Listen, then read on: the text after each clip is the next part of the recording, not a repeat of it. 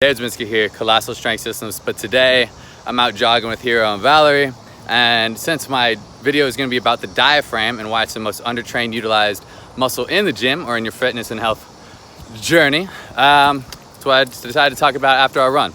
Now, the diaphragm, what is it?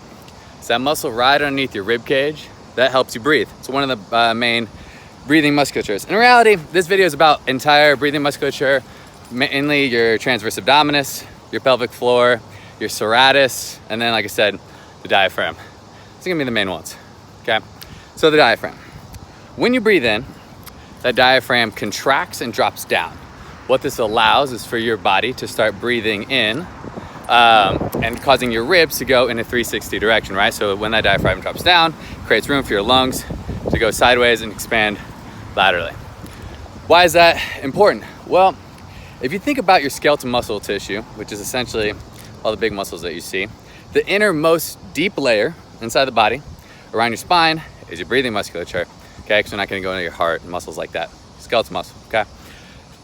So if that muscle at the deepest layer isn't getting trained properly, just like, let's say, a quad, a hamstring, your core, and your shoulder, it's not going through flexion extension. So essentially, if you're not training your diaphragm in that breathing musculature, we'll get to how to do that in a second, you're actually losing range of motion in your breathing mechanics. Now, if they are the deepest layer of your skeletal muscle, you have your shoulders and hips and your core kind of built on top of that. If there's a function deeper than that, again, in the diaphragm, you're gonna have issues stemming out. For an example, really common, a very weak, bogged down, tight diaphragm is gonna cause shoulder impingements because you're gonna be up and over because this is drop down, all this comes down, right? If your diaphragm was nice and healthy and your lungs can expand as far as they should, your shoulder is gonna already be in a better position throughout the day. So this is why when the diaphragm or your breathing musculature gets unhealthy, we run into health issues, okay? We're gonna drop into the other ones in a second. Now, what I wanna talk about next is what you can do to increase and to improve your diaphragm health and your breathing musculature. First up, most important thing you can do, breathe through your nose, okay? Now, what a lot of people don't realize, even myself for a long time, is that when you breathe through your nose, that's the only breathing mechanism that has a filter, right? You have an immune system through your nose, you got your nose hairs, you got a lot of ways to fight disease. When you breathe through your mouth, there's none of that, okay? There's no filter through your mouth, right? So you're not really filtering the air that's coming in anyway. Not to mention, your breathing is connected to your nervous system.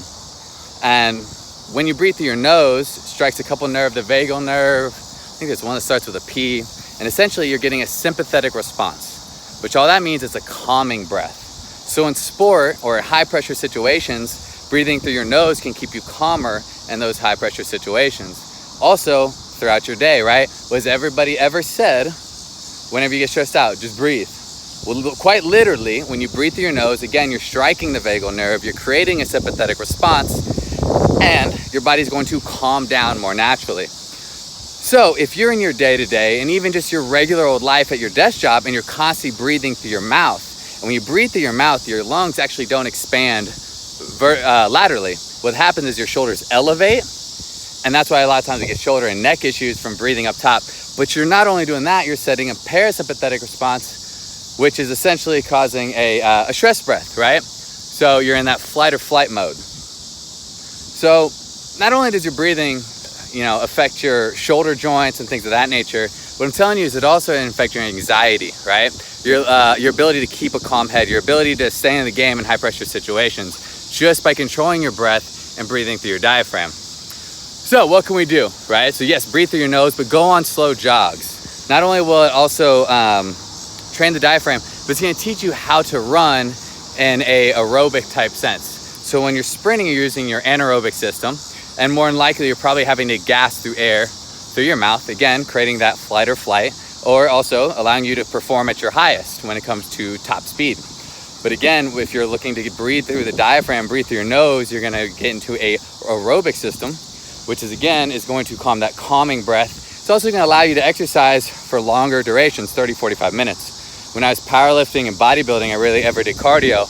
And when I would ever go to jog, I would think I was not working hard by not running hard. So I would take off, maybe running 85%, get tired in 2 minutes and have to start walking.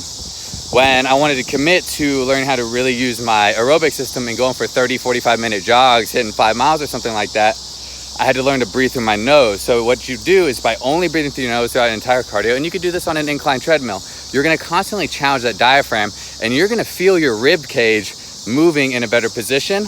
And then from there, putting your shoulders and hips in a better direction, okay?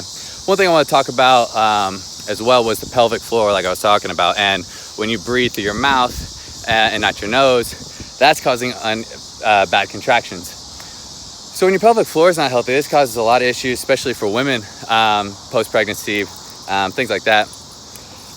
You know, you lose that bottom portion of your core, right? This is your ability to, the system to keep you regular. If your pelvic floor is not healthy, your lower portion of your gut's not gonna be healthy.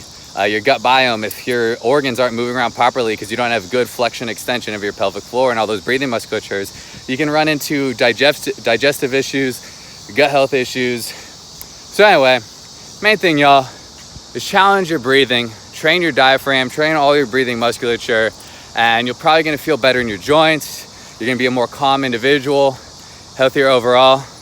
But on that, like the video, subscribe to the channel, share the video, let me know what y'all wanna learn about, and y'all have a wonderful day.